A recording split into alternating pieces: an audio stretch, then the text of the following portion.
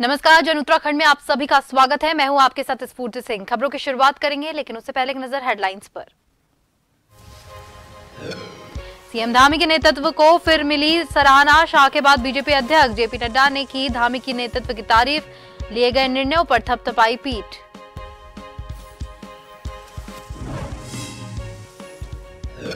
प्रत्येक कार्य दिवस में जनता दरबार लगाएंगे जिलाधिकारी। धामी खुद दौरा कर ले रहे योजनाओं का फीडबैक। जनता दरबार, तहसील दिवस और बीडीसी की नियमित बैठक में निर्देश। उत्तर भारत के प्रसिद्ध देवी धुरा बगवाल मेले का आगाज। रक्षाबंधन के अवसर पर खेली जाएगी बगवाल। सीएम धामी भी करेंगे शिरकत। वहीं लोहाघाट में भी आषाढ़ी मेला शुरू। करोड़ों रुपए की जमीनों की खरीद फरोख्त का मामला। देहरादून का नामी वकील विरमानी भी अरेस्ट। फर्जीवाड़े में अब तक 9 आरोपी हो चुके गिरफ्तार।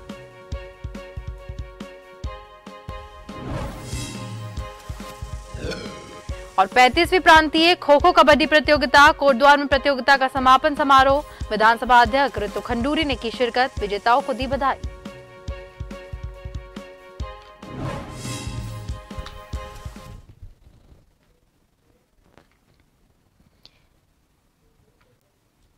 और अब खबरें विस्तार से। उत्तराखंड राज्य के युवा और तेज तर्रार मुख्यमंत्री पुष्कर सिंह धामी इन दिनों अपने कुशल नेतृत्व के लिए देश भर में अपनी अलग पहचान बनाते हुए नजर आ रहे हैं।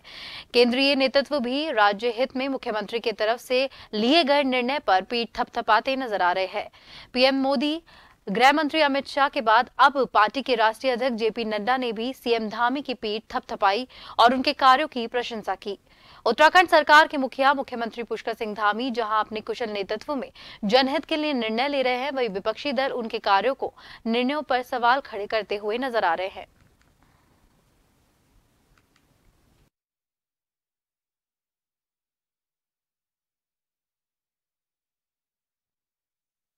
देखिए, मैं सरकार के कार्यों के प्रति सभी सांसदों ने निश्चित रूप से उनको सराहनीय कार्य बताया। खासतौर पर यूसीसी का विषय हो और लैंड जिहाद का विषय, उन सब विषयों पर एक मुख्य रूप से माननीय मुख्यमंत्री जी की पीठ थपथपाई गई है। और मैं कह सकता हूँ आगामी तो जहाँ तक चुनाव के टिप्स की बात आपने कही है, तो नीचे तक दूध का टोली हमारे ठीक प्रकार से बन जाएगा, ठीक प्रकार हो जाए। अध्यक्ष अपने जेपी नड्डा साहब का कार्यक्रम रहा।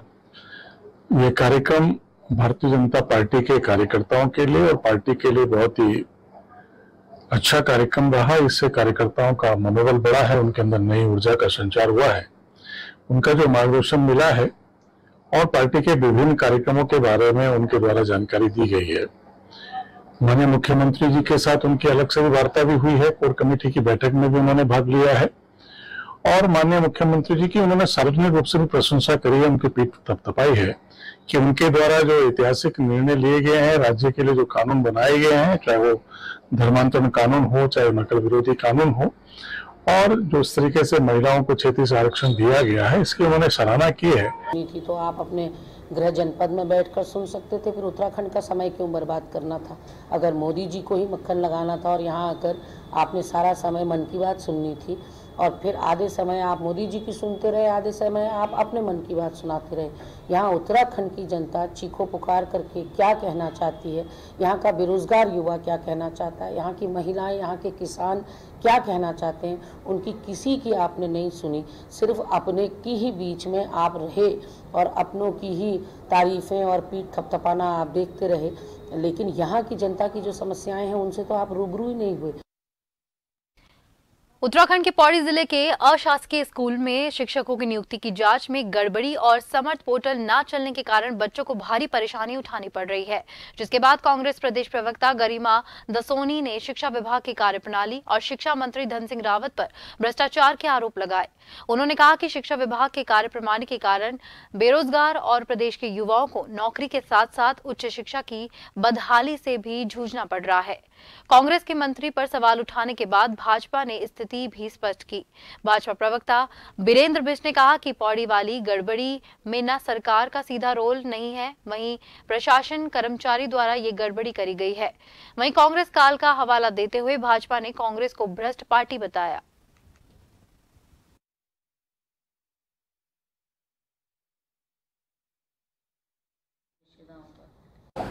देखिए, कांग्रेस पार्टी को कहने के लिए करने के लिए कुछ नहीं है। इस तरीके से आरोप लगा रही है, जनता के अंदर एक भ्रम फैलाने का काम कर रही है।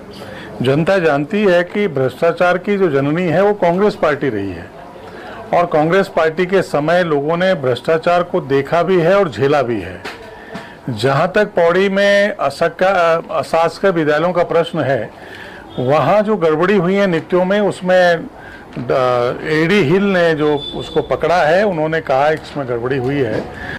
आज के समाचार पत्र पटे पड़े हैं धन सिंह रावत के भ्रष्टाचार से, उसके निकम्मेपन से, और निश्चित रूप से बहुत आक्रोशित हूं कि आप हजारों छात्रों के भविष्य को ऐसे कैसे दांव पर लगा सकते हैं। छात्र ना पीजी में दाखिला ले पा रहे हैं, ना राज्य के अंदर ना राज्य के बाहर। छात्र ना सीडीएस जैसी परीक्षाओं में जा पा रहे हैं। आपका जो एक समर्थ पोर्टल है वो काम नहीं कर रहा है। चाहे कुमाऊं विश्वविद्यालय हो, श्रीदेव सुमन हो, गढ़वाल विश्वविद्यालय हो, उत्तराखंड मुक्त विश्वविद्यालय हो, हर जगह का एक सा हाल है। पूरी तरह से चरमरा गई है यहाँ की उच्च शिक्षा व्यवस्था। हर सोमवार की तरह आज भी जिलाधिकारी देहरादून कार्यालय में जनता दरबार लगाया गया, जहां पर जिलाधिकारी सोनिका को लगभग 96 शिकायतें प्राप्त हुई है, जो कि जमीन, बिजली, पानी, शिक्षा और घरेलू विवाद आदि से संबंधित रही और ज्यादा शिकायतें सीनियर सिटीजन की आई। कई शिकायतों के त्वरित निस्तारण के लिए जिलाधिकारी सोनिका ने संबंधित अधिकारियों को निर्देशित किया है। वहीं बाकी शिकायतों का संज्ञान लेकर उस पर भी जल्द से जल्द कार्रवाई की जाएगी, ऐसा जिलाधिकारी का कहना है।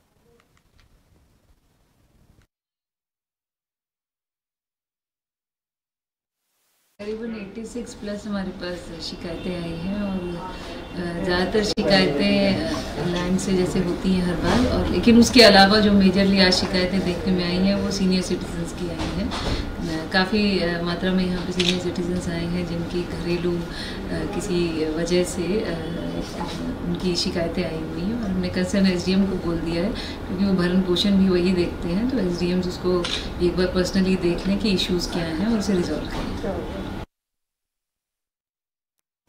बागेश्वर उपचुनाव में सपा के प्रदेश अध्यक्ष शंभू प्रसाद पोखरियाल ने प्रेस वार्ता करते हुए कहा कि आज तक कांग्रेस भाजपा ने उत्तराखंड को छलने का काम किया है। लगातार महंगाई और बेरोजगारी बढ़ी है। आज उत्तराखंड का हर युवा बेरोजगार है और उनको रोजगार नहीं मिल पा रहा है।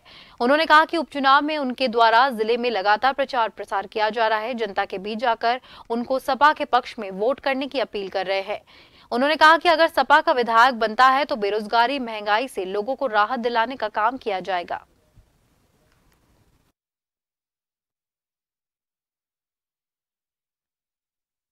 लड़ाई है वो इन्हीं लोगों से है, और इसीलिए मैंने पहले भी कहा कि मैं तो बेसिकली संगठन का आदमी हूँ। जब हमारा संगठन मजबूत होगा तो हमारी लड़ाई भी मजबूती से होगी। तो हम रात दिन इसी पे लगे हैं, हमारा संगठन मजबूत है। हमने यहाँ भी जिला, हमारे अध्यक्ष बैठे हैं यहाँ पे, हरिराम शास्त्री जी, उनकी टीम, अभी जो प्रत्याशी है उसके साथ में पूरी टीम काम कर रही है। तो इसलिए हम जीतेंगे, क्योंकि संगठन गांव-गांव जाके लोगों से मिल रहे हैं, लोगों से वोट मांग रहे हैं और लोगों का आशीर्वाद प्राप्त भी हो रहा है, समर्थन भी हमें पूरा मिल रहा है। तो इस तरह हम लोग इनसे जरूर यहाँ से निकलेंगे। पूर्व राज्यपाल भगत सिंह कोश्यारी ने कहा कि केंद्र की मोदी सरकार के शासनकाल में धरती से लेकर अंबर तक तीव्र गति से देश का चौमुखी विकास हो रहा है। भगत दा ने युवाओं से स्वरोजगार अपनाने, बेरोजगारी को भी रोजगार उपलब्ध कराने के योग्य बनाने का आह्वान किया। उपचुनाव को लेकर कोश्यारी ने कहा कि प्रदेश और केंद्र सरकार द्वारा किए जा रहे विकास कार्यों को देखते हुए निश्चित रूप से भाजपा की विजय होगी। उन्होंने सभी से अपने मताधिकार का प्रयोग करने की अपील करते हुए कहा कि मतदान करना मंदिर में पुष्प और दीप प्रज्वलित करने से भी अधिक महत्वपूर्ण कार्य है। प्रदेश आगे बढ़ रहा है, देश आगे बढ़ रहा है और हर क्षेत्र में, हर फील्ड में हम आगे बढ़ रहे हैं। और मुझे लगता है कि अगर आप विविध चीज़ें मेरे से जानना चाहेंगे तो समय लगेगा, लेकिन कोई ऐसा फील्ड नहीं है कि धरती से लेके चंद्रमा तक सब जगह, चंद्रमा में चंद्रयान चला गया तो धरती से लेके चंद्रमा तक, धरती से लेके समुद्र तक सब जगह पिछले 8-10 सालों में, 8-9 सालों में, प्रगति पहले भी हुई पर 8-9 सालों में, जिसको अंग्रेजी में रिमार्केबल ऐसी प्रगति कहते हैं, ऐसे। लोहाघाट खेती खान मुख्य मार्ग में बने गड्ढे वाहन चालकों और लोगों के लिए परेशानी का सबब बन गए हैं। वाहन चालकों ने मनोज फतेयाल के नेतृत्व में पीडब्ल्यूडी लोहाघाट के अधिशासी अभियंता संजय चौहान को समस्या के समाधान की मांग करते हुए ज्ञापन सौंपा। वाहन चालकों ने कहा कि विभाग में गड्ढे भरने के लिए इंटरलॉकिंग टाइल लगाई गई थी, लेकिन टाइल के किनारे अब बड़े बड़े गड्ढे हो चुके हैं जो कि दुर्घटनाओं को दावत दे रहे हैं। फतेयाल ने कहा कि प्रसिद्ध देवी धुरा मेला शुरू हो चुका है, जिस कारण सड़क में वाहनों की आवाजाही काफी बढ़ चुकी है। वाहन चालकों ने कहा कि अगर गड्ढों के कारण कोई गंभीर दुर्घटना होती है तो उसकी पूरी जिम्मेदारी पीडब्ल्यूडी की होगी। वहीं पीडब्ल्यूडी के अधिशासी अभियंता संजय चौहान ने वाहन चालकों की समस्या का तत्काल संज्ञान लेते हुए मार्ग में बने गड्ढों को भरने और जहां तक संभव हो नालियों को खोलने के अभियंता को निर्देश दिए। से गाड़ी चलाने में दिक्कत प्रॉब्लम आ रही है, पट्टे वट्टे टूट जा रही है हमारी, और गड्ढे बहुत बड़े हुए हैं। गाड़ी चलाने वाले भी गाड़ी की नजदीक करीब आते हैं, इससे हमें कब आए तो आश्वासन दिया है कि ये गड्ढे भर जाएंगे, गड्ढे बरसात के बाद अच्छी तरह करेंगे। मेरे तक तो बड़ा दवाई है। अभी फौरी राहत के तौर पे हम जेसीबी भेज के कच्ची नाली का खुदान कर देंगे, लेकिन वहाँ बेसिकली समस्या ये आती है नालियों में, हम जहाँ भी जेसीबी लगाते हैं ना, यहाँ एक मैं देख रहा हूँ क्षेत्र में प्रवृत्ति ये है कि हमारी जो नालियां होती हैं, चाहे कच्ची है या पक्की है, उसमें पाइपलाइन डाल रखी है, और वो जैसे ही जेसीबी से हम कार्य कराते हैं इतने पाइप पड़े रहते हैं कि वो पाइप टूट जाते हैं। तो हमारे लिए भी बड़ी दिक्कत होती है कार्य कराने में। लेकिन फिर भी जहाँ पाइप नहीं होंगे वहां चाहे कच्ची नाली खुदान हो या नाली भरी हुई हो उसको खुदान हो, वो हम करवा देंगे निश्चित रूप से। और जो गड्ढे हैं, गड्ढे के लिए हमने इंटरलॉकिंग टाइल्स लगवाई थी, लेकिन बरसात का मौसम है, इंटरलॉकिंग टाइल का होता यह है कि पानी वहां बह रहा है तो निश्चित रूप से वो अगल बगल की जगह और कटाव कर देता है। अभी मुश्किल से 20 दिन पहले ही हमने सारा इंटरलॉकिंग से गड्ढे भरवा दिए थे, लेकिन इन 15-20 दिनों के अंदर फिर उसके साइड में गड्ढे दोबारा से हो गए। अब इसका समाधान वर्तमान में यही है कि हम जेसीबी भेज के रोड़ा पत्थर वगैरह थोड़ा भरवा देंगे, लेकिन वो स्थायी समाधान नहीं है। स्थायी समाधान बरसात के बाद ही होगा, बिटवीन से पैच बना के। थराली व्यापार संघ ने उपजिला अधिकारी थराली रविंद्र जुवाठा को माध्यम से राज्यपाल को ज्ञापन सौंपा गया है, जिसमें अतिक्रमण के खिलाफ चल रही कार्रवाई में व्यापारियों और भवन स्वामियों को समय देने की मांग की है। बता दें कि बीते दिनों नैनीताल हाईकोर्ट ने उत्तराखंड में सरकारी भूमि पर हुए अतिक्रमण, सड़कों के किनारे अतिक्रमण को हटाने के लिए सरकार से जवाब मांगा था, जिसके क्रम में कई जनपदों में अतिक्रमण को चिन्हित कर अतिक्रमण हटाने की कार्रवाई की जा रही है। चमोली जनपद में भी उच्च न्यायालय के आदेशों का अनुपालन करते हुए अतिक्रमणकारियों का चिन्हितकरण करके, जिसमें व्यापारियों में अपने व्यापार के भविष्य को लेकर चिंता बढ़ गई है, और दूसरी ओर सरकार और सरकारी विभाग अतिक्रमण के नाम पर जो कार्रवाई कर रहा है उससे व्यापारियों का रोजगार खत्म हो जाएगा।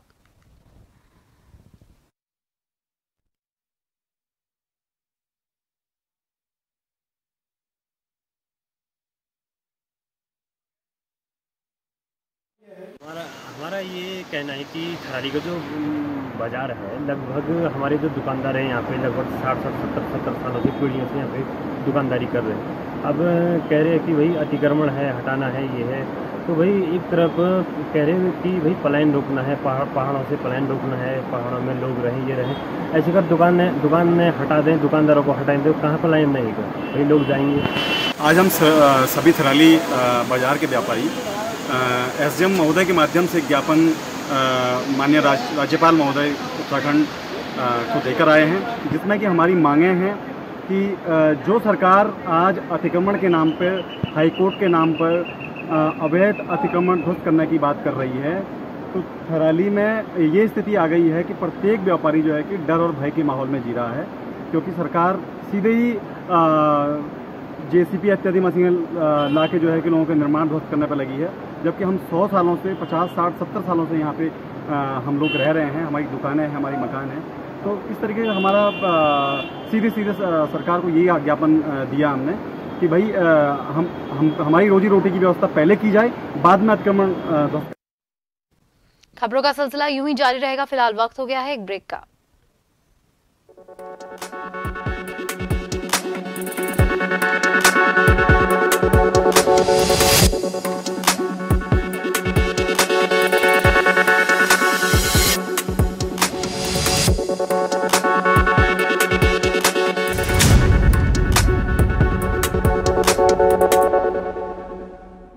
समृद्धि और उन्नति की ओर कदम बढ़ाता उत्तराखंड, नित नए कीर्तिमान स्थापित कर देश का मान बढ़ाता उत्तराखंड। उत्तराखंड के सर्वांगीण विकास को समर्पित योजनाओं से आज प्रदेश उन्नति की ओर प्रशस्त हो रहा है। उत्तराखंड के मुख्यमंत्री पुष्कर सिंह धामी के कुशल नेतृत्व में राज्य ने देश के नीति आयोग द्वारा जारी 2022 की निर्यात तैयारी सूचकांक में हिमालयी राज्यों में नंबर 1 पद हासिल करने के साथ ही देश में निर्यात तैयारी सूचकांक में टॉप 10 में स्थान पाकर एक नई उपलब्धि हासिल की है। उत्तराखंड सरकार के प्रयासों का ही प्रतिफल है कि आज राज्य में उद्योगों और निर्यात को बढ़ावा देने में यहाँ की वर्ल्ड क्लास इंफ्रास्ट्रक्चर अहम भूमिका निभा रहे हैं। बिजनेस इकोसिस्टम पर फोकस कर बन रहे औद्योगिक पार्क आज मील का पत्थर साबित हो रहे हैं। आज राज्य में विश्व स्तरीय एकीकृत औद्योगिक एस्टेट के विकास के साथ राज्य में सरल निर्यात नीति के साथ ही लॉजिस्टिक नीति लागू कर उसका प्रभावी क्रियान्वयन किया जा रहा है। उत्तराखंड में आज फार्मा, ऑटोमोबाइल, डेयरी उत्पाद, कृषि और बागवानी, स्वास्थ्य एवं आयुष, पर्यटन, खाद्य पदार्थ, हथकरघा और हस्तशिल्प के साथ कई उत्पादों का प्रमुख रूप से निर्यात किया जा रहा है। उद्योगों को आगे बढ़ाने में निर्यात में एक जिला 2 उत्पाद यानी ODTP को शामिल कर उत्तराखंड के जिले भी आर्थिक उड़ान भर रहे हैं। देश दुनिया से राज्य तक इजी कनेक्टिविटी आज निर्यात को नए आयाम प्रदान कर रही है। यहाँ की सड़कों, हाईवे, ट्रेन और एयरलाइंस का लगातार विस्तार हो रहा है, जिसमें राज्य के देहरादून और पंतनगर हवाई अड्डे का प्रस्तावित इंटरनेशनल एयरपोर्ट निर्माण, जहाँ राज्य में निर्यात को देगा ग्लोबल पहचान। वहीं नेशनल इंडस्ट्रियल कॉरिडोर डेवलपमेंट के साथ जुड़ने से उत्तराखंड के उद्योग निर्यात को मिलेगी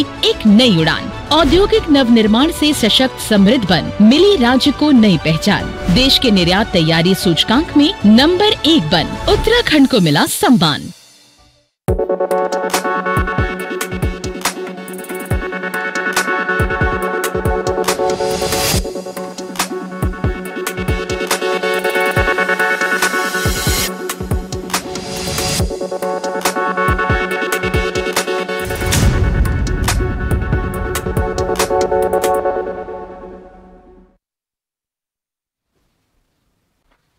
ब्रेक के बाद एक बार फिर से आप सभी का स्वागत है। संतर शाह के राशन डीलर और रुड़की अनाज गोदाम के एक अधिकारी के बीच पूरी तरह से ठन चुकी है, जहां एक गोदाम के अधिकारी रूबी खातून की तरफ से सिविल लाइन कोतवाली में 2 दिन पहले राशन डीलर के द्वारा की गई बदतमीजी को लेकर तहरीर दी गई, तो वहीं राशन डीलर के भाई ने कुछ लोगों के साथ इकट्ठा होकर रुड़की FCI गोदाम में हंगामा काटा और FCI गोदाम के अधिकारी के निलंबन की बात कही। राशन डीलर के भाई अजय प्रताप का कहना है कि उन्होंने राशन कार्ड धारकों को बांटने वाली दाल नहीं दी, जबकि ये दाल दफ्तर के रजिस्टर में मौजूद है। राशन डीलर के भाई का यह भी आरोप है कि उल्टा FCI गोदाम के अधिकारी ने उनके साथ गाली गलौज की है। किस तारीख में यहाँ पे मेरे भाई बड़े राशन डीलर हैं, वो अपना राशन उठाने के लिए आए थे। जब पता चला कि भाई दाल मैडम है वह रूबीना खातून करके एक यहाँ कि भाई दाल दे दो, इन्होंने दाल जब इनसे मांगी कि यहाँ दाल वाल कुछ नहीं है और भागो यहाँ से। गाली गलौज करी, बदतमीजी करी उनके साथ में, कोई नहीं जी। उसके बाद में जो हमने जांच पड़ताल करी उसके बाद में पता लगा कि इसने दाल वो राशन माफिया के माध्यम से उठा के बेच दी और हमारे कहीं भी स्टॉक रजिस्टर में कहीं भी कोई दाल वाल चढ़ेगी नहीं है, जिसका हमने विरोध किया। हमसे पूछा मैडम लगा ऐसा क्यों किया, तो गाली गलौज करी, मारपीट करी और उन्हें दुर्व्यवहार करके यहाँ से भगा दिया। उसके बाद 14 रुपये क्विंटल की डिमांड करती है प्रत्येक राशन डीलर से। राशन उठाना राशन डीलर की जिम्मेदारी है, वो उसने पैसे जमा किए, हमने कैसर में चढ़ाया। अब अगर आगे स्टोर रजिस्टर में साइन नहीं कि मैं देखूंगी रजिस्टर में साइन है कि नहीं, कि इतने राशन डीलर आते नहीं पता चलता। कई बार ये खुद भी इतनी गुंडागर्दी करता है, अपनी मनमानी करता, नहीं ले गया वो करा के, और ये तो खुद भी राशन डीलर नहीं है। और जब भी 26 तारीख पे आया, जब इसने मुझसे नहीं बात की, जब भी प्लास्टिक का चट्टा लग चला हुआ था, भाई जैसे FCI से हमें प्लास्टिक का चट्टा आएगा। देखो मैं आपको बताती हूँ, जो मेन विवाद है वो प्लास्टिक के कट्टों के ऊपर है। इसका ये कहना था कि मुझे प्लास्टिक के कट्टे नहीं चाहिए, मुझे जूट के कट्टे दो। अब FCI से प्लास्टिक के कट्टे भी आए, जूट के कट्टे भी आते हैं, तो चट्टा तो प्लास्टिक का चल रहा था। जैसे और राशन डीलर ले जा रहे थे वैसे इनको भी ले जाना चाहिए था, जबकि ये खुद भी राशन डीलर नहीं है। समझ रहे आप इस बात को। उसके बाद इन्होंने लेबर को धमकाया वहाँ जाके कि अगर तुमने मुझे प्लास्टिक के कट्टे दिए और जूट के कट्टे नहीं दिए तो मैं 20-30 गुंडे लेके आके तुम्हें सही कर दूंगा, जो कि आज उसने किया। हर साल की तरह इस साल भी देहरादून में टपकेश्वर महादेव की शोभा यात्रा का आगाज किया गया, जिसमें मुख्यमंत्री पुष्कर सिंह धामी, कैबिनेट मंत्री गणेश जोशी और देहरादून के मेयर सुनील उनियाल गामा भी मौजूद रहे। इस दौरान शोभा यात्रा में जुड़े लोगों ने मुख्यमंत्री को स्मृति चिन्ह और शॉल ओढ़ाकर सम्मानित किया। मुख्यमंत्री धामी ने इस दौरान सभी भक्तजनों को शुभकामनाएं दी और वहीं कैबिनेट मंत्री गणेश जोशी ने कहा कि टपकेश्वर महादेव मंदिर एक ऐतिहासिक मंदिर है और उसकी अपनी एक अलग ही विशेषता है। उन्होंने भोलेनाथ से प्रार्थना की और आपदा की घड़ी से निपटने के लिए भोलेनाथ से कामना की।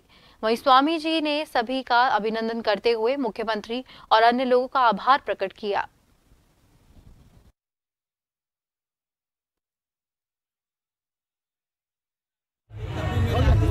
और जैसा कि मैंने कहा कि भोले बाबा सबसे जल्दी प्रसन्न होने वाले देवता हैं, सबको भोले की पास आना चाहिए और भोले बाबा से प्रार्थना करता हूं कि आज प्रदेश के अंदर जो आपदा आ रही हैं, जो संकट आ रहे हैं, उससे हमें बचाए, हमें सुरक्षित रखे, हमारे घरों में खुशियां आए। देवभूमि नगरी में भोले शंकर जनता को आशीर्वाद देने के लिए, भक्तों को आशीर्वाद देने के लिए आज स्वयं जो है देहरादून की जितने भी हमारे भक्तों को आशीर्वाद देने के लिए आ रहे हैं, उनका आशीर्वाद सभी भक्तों को मिले।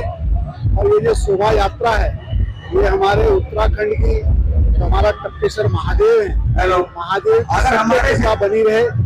ये पारंपरिक रूप से जो भगवान पौराणिक श्री टपकेश्वर महादेव जी के स्वयं भक्तों को दर्शन देने, कल्याण के लिए नगर पर्वों पर नगर प्रक्रिया में अगर महादेव विराजे हैं। समस्त शिव भक्तों को बहुत बहुत आश्रम की ओर से, हम सब की ओर से शुभ आशीष। भगवान स्वयं टपकेश्वर महादेव मंदिर अपनी कृपा बना के रखें, सबके ऊपर आनंद आरोग्य प्रदान करें। मेरे सब आए भक्तों को बहुत बहुत शुभकामनाएं। रुड़की के भगवानपुर नगर पंचायत अध्यक्षता सहती देवी के आह्वान पर निशुल्क कैंसर का कैंप लगाया गया, जो भगवानपुर और आसपास नगरवासियों के लिए संजीवनी साबित हो रहा है। इसको देखते हुए ब्लॉक सभागार में कैंसर जैसी घातक बीमारी से लड़ने के लिए लोगों को जागरूक किया गया और आसपास के सभी डॉक्टरों को बसपा नेता सुबोध राकेश ने सम्मानित किया। बसपा नेता ने बताया कि फैक्ट्रियों द्वारा उड़ने वाले केमिकल युक्त पानी भी कैंसर की मुख्य वजह है। ऐसे में फैक्ट्रियों पर जल्द कार्रवाई होगी और उनके खिलाफ मुकदमे दर्ज करवाए जाएंगे। वहीं जांच शिविर में कैंसर की जांच भी मुख्य पैमाने पर की गई। आज नगर पंचायत भगवानपुर में कार्यालय में हमने कैंसर जांच शिविर, निःशुल्क कैंसर जांच शिविर का आयोजन किया, जिसमें हमारे देश के टॉप 5 में शुमार हमारे डॉक्टर अजीत तिवारी जी उन्होंने इस कार्यक्रम में शिरकत की है, कैंप में शिरकत की है। मैं उनका आप लोगों के माध्यम से तहे दिल से अभिनंदन और स्वागत करता हूं। उसी के साथ हमने उनके माध्यम से अपने क्षेत्र के, नगर पंचायत क्षेत्र के सम्मानित जनप्रतिनिधिगण, समाजसेवी लोग जो सेवा में जनता की हमेशा लगे रहते हैं, उनका यहाँ पर सम्मान कराने का काम किया, एक मोमेंटो और प्रमाण पत्र के माध्यम से। तो कार्यक्रम यहाँ पर जो मेन आज था वो कैंसर की जांच का था, शिविर हमने लगवाया है। देहरादून श्री महेंद्र इंद्रेश हॉस्पिटल में कैंसर विभाग में कार्यरत हूँ। कैंसर ऐसी एक बीमारी है जो हमारे शरीर के जो सेल्स होते हैं, शुक्राणु, एक एक सेल अपनी जो फंक्शन होती है उससे हट के अचानक से प्रोलिफरेट मतलब बढ़ने लग जाते हैं। चाहे ये शरीर का कोई भी अंग हो, कैंसर उस अंग में हो सकता है। हमारे समाज में कैंसर के बारे में जागरूकता की काफ़ी कमी है, जिसके कारण लोग कैंसर के लक्षण पहचानने के बावजूद घर में ही बैठे रहते हैं और डर के कारण या समाज में फैले अंधविश्वासों के कारण आगे बढ़ नहीं पाते हैं। रामकेश्वर विधानसभा के गांव जमरगड्डी में इस बार आई भारी आपदा ने कोटद्वार में ही नहीं दुगड्डा रामकेश्वर में तहस नहस कर दिया है। रामकेश्वर विधानसभा के ब्लॉक दुगड्डा के पास बसा सबसे पहला गांव जमरगड्डी की तो इस बार भारी बारिश ने गांव जमरगड्डी के लिए एक अभिशाप बनकर सामने आई है। बीते 8 अगस्त को बादल फटने से काफी नुकसान हुआ, लैंडस्लाइड हुआ और यहां बसे 600 लोग इस आपदा में प्रभावित हुए। वहीं ग्रामीणों का कहना है कि हमको मुआवजा नहीं चाहिए, हमको यहां से सरकार कहीं और विस्थापित करे। यहां हम अभी तक न स्थानीय विधायक और न ही ब्लॉक प्रमुख न ही क्षेत्र पंचायत सदस्य पहुंचे हैं। लोगों का कहना है कि यहाँ की पटवारी संगीता राज लगातार यहाँ के लोगों से संपर्क साधे हुए है और लगातार गांव-गांव हमारे साथ घूमकर मौके का जायजा ले रही है।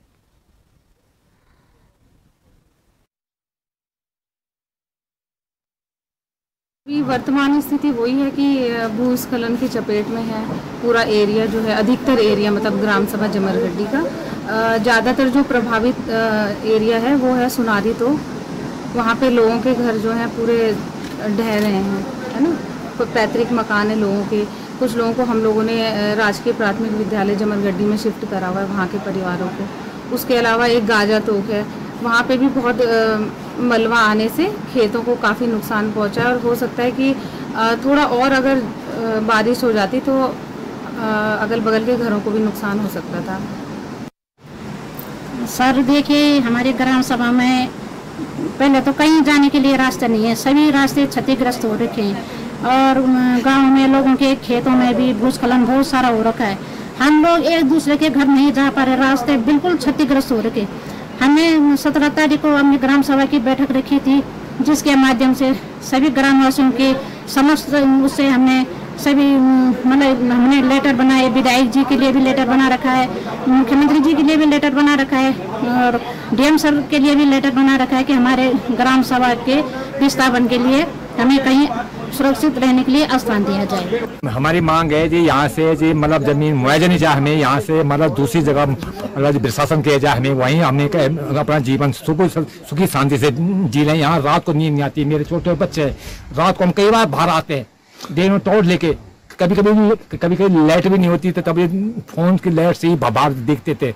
पूछा कोई नहीं आया थी, कोई कुछ ही नहीं मिला मुझे, कुछ ही नहीं, 0 पॉइंट है।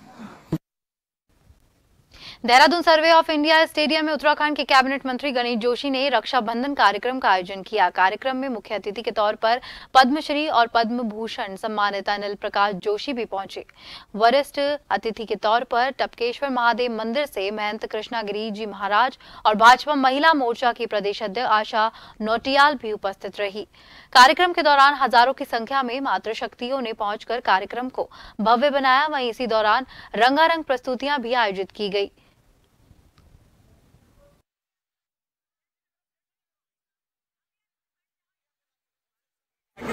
राखी बांधने मेरी बहनें मुझे यहाँ पर आई हैं, इन्होंने मुझे आशीर्वाद दिया है। मैं अपनी बहनों को विश्वास दिलाता हूँ, जिस विश्वास के साथ ये रक्षा सूत्र इन्होंने मुझे बांधा है, इनका ये भाई सदैव इनकी सेवा करता रहेगा, इनके बीच में रहेगा। क्योंकि आज गणेश जोशी की अगर ताकत हो तो मेरी ये बहनें हैं जो हमारे हर संकट में हर कष्ट में मेरे साथ खड़ी होती हैं। मुझे याद है जब मैं जेल में था तो मेरी ये सारी बहनें सड़कों पर मेरे लिए आंदोलन कर रही थी। आज इन्हीं के आशीर्वाद से, इनकी दुआ से मैं यहाँ पर पहुंचा हूँ। रक्षाबंधन के अवसर पर लोहाघाट के चौमेल क्षेत्र के चामी गांव के भगवती मंदिर में लगने वाले 5 दिवसीय आषाढ़ी मेले का रविवार को क्षेत्र की महिलाओं ने भव्य कलश यात्रा निकाली और मुख्य अतिथि भाजपा प्रदेश कार्यकारिणी सदस्य सतीश पांडे के द्वारा रिबन काटकर मेले का शुभारंभ किया गया।